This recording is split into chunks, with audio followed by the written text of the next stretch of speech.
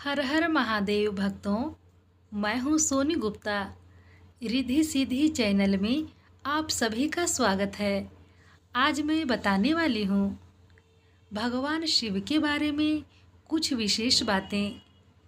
क्यों सोमवार के दिन भगवान शिव का साधना के लिए सबसे उत्तम दिन माना जाता है और शिव भक्तों को कौन कौन से पाप भूलकर भी नहीं करनी चाहिए, नहीं तो भगवान शिव होते हैं नाराज।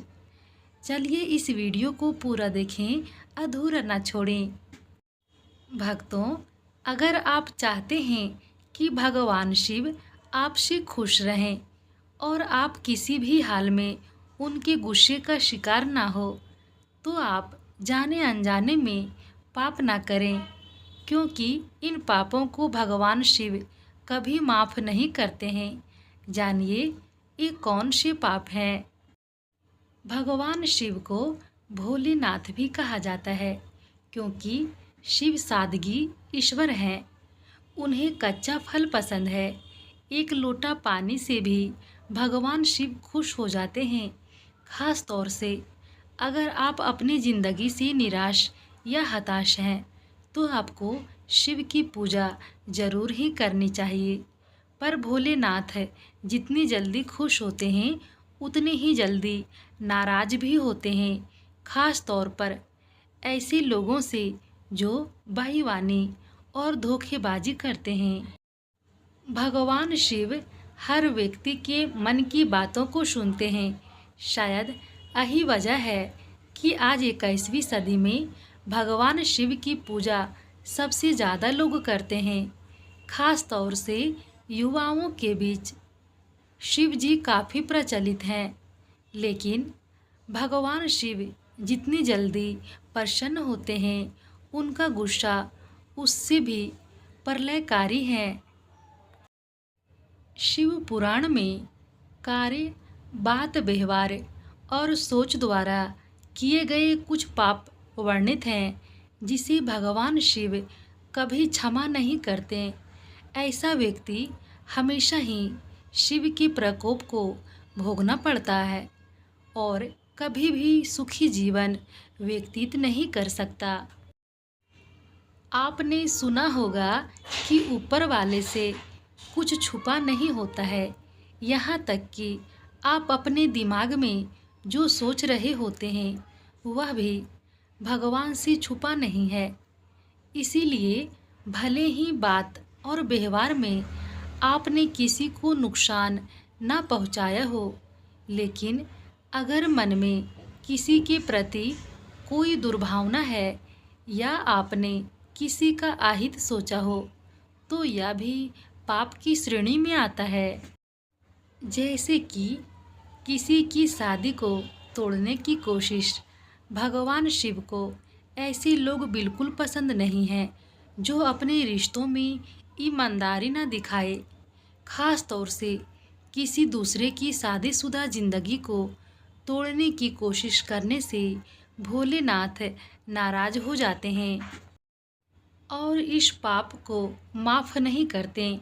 दूसरे के पति या पत्नी पर बुरी नज़र रखना या उसे पाने की इच्छा करना भी पाप की श्रेणी में आता है। पैसों की धोखेबाजी, दूसरों का धन अपना बनाने की चाह रखना, पैसों की हेरा फेरी करना और धन संपत्ति लूटना भी पाप की श्रेणी में आता है। भगवान शिव के लिए यह अक्षम्य पाप है।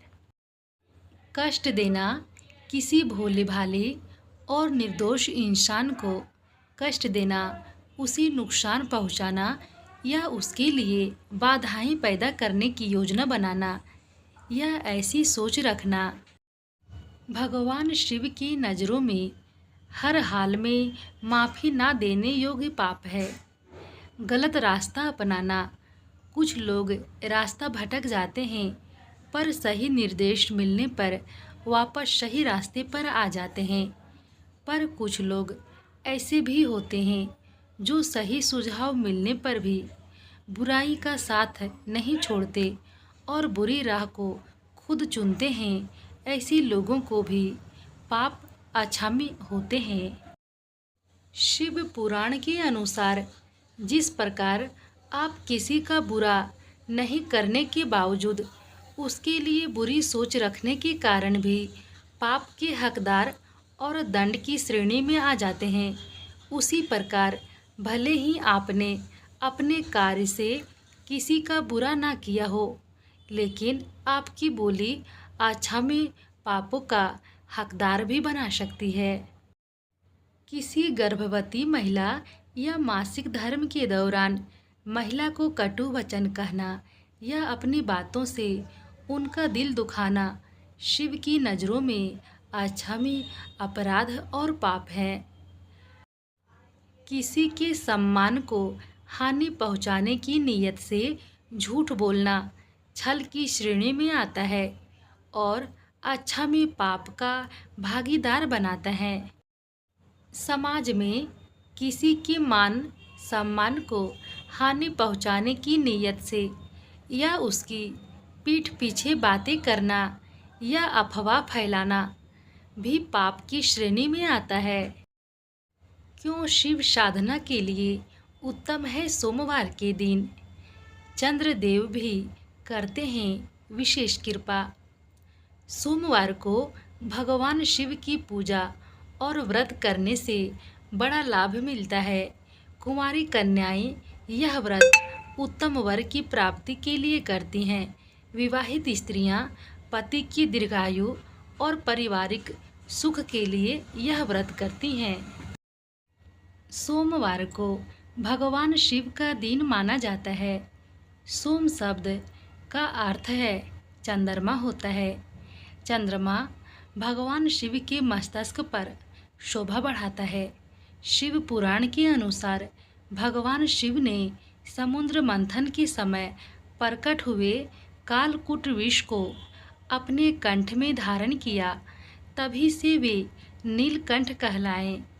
उस समय चंद्रदेव ने उनके मस्तक पर स्थान पाया और शिव को सोमेश्वर की उपाधि मिली।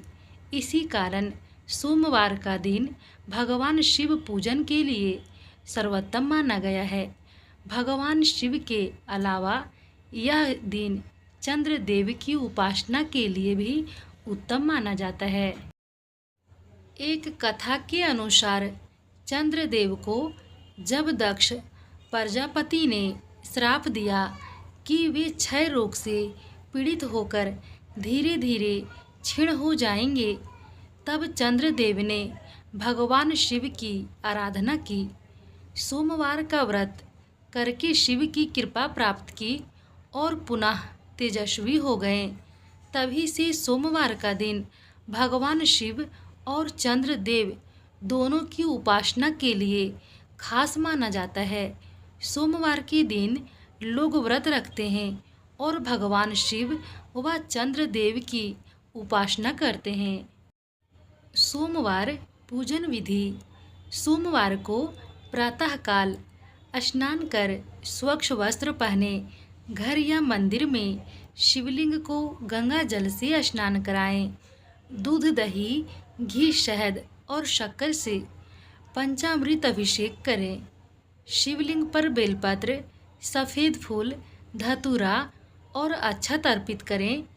दीपक और धूप जलाएं। शिव चालीसा का पाठ करें। शिव आरती गाकर पूजा पूर्ण करें। अंत में चंद्रमा को अर्घ्य दें और ओम चंद्राय नमः मंत्र का जाप करें। सोमवार के दिन करें ये उपाय। यदि विवाह में बाधा आ रही है तो सोमवार के दिन सुबह जल्दी उठकर स्नान आदि के बाद नियमित रूप से भगवान शिव की पूजा करें, उनका अभिषेक करें। ऐसा करने से विवाह संबंधित सभी परेशानियां आपके जीवन से जल्द ही दूर हो जाएंगी। दूसरा उपाय, सोमवार के दिन की जाने वाली पूजा में यदि बेलपत्र, अक्षत, चंदन, धतूरा और आँख के फूल शामिल किए जाएं, तो इससे भगवान शिव अति प्रसन्न होकर मनोवांछित फल देते हैं। किसी भी तरह की मनोकामना पूर्ति के लिए सोमवार के दिन स्नान आदि करने के बाद महामृत्युंजय मंत्र का 108 बार जाप करें। रोजगार में उन्नति के लिए शिवलिंग पर गंगा जल अर्पित करें और ओम नमः शिवाय मंत्र का जाप करें। चंद्र दोष दूर करने के लिए रात्रि काल में चंद्रमा को दूध से अर्घ दें। सोमवार को क्या दान करना चाहिए? सफ़ेद वस्त्रों का दान करने से शिव और चंद्रदेव प्रसन्न होते हैं। दूध या दही शिवलिंग पर अर्पित करने के बाद गरीबों को दान करें। सफ़ेद चावल शिव जी को अर्पित करना दान करना शुभ होता है।